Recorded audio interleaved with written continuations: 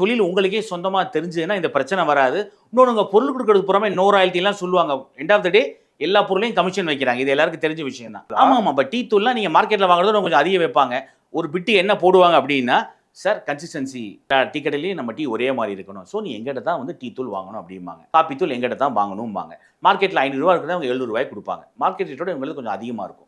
அப்படி மார்க்கெட் ரேட்டோட நீங்கள் ஈக்குவலாக கொடுக்குற பட்சத்தில் குவாலிட்டியை இறக்கிடுவாங்க.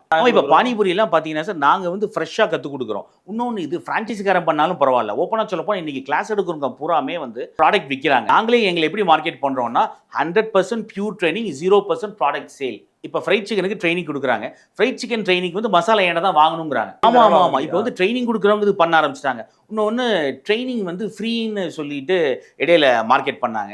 எப்படி ட்ரைனிங் ஃப்ரீ அப்படின்னா, நீங்கள் நம்மகிட்ட வந்து நீங்கள் கார்ட்டு ஆர்டர் பண்ணலாம், கியோஸ்க் ஆர்டர் பண்ணலாம் 40,000 ரூபாய்க்கு அப்படின்னா ட்ரைனிங் ஃப்ரீ அப்படின்னு. எடுத்துக்காட்டுக்கு நான் பானிபூரி ட்ரைனிங்க்கு 4,500 ரூபா சார்ஜ் பண்ணுறேன்.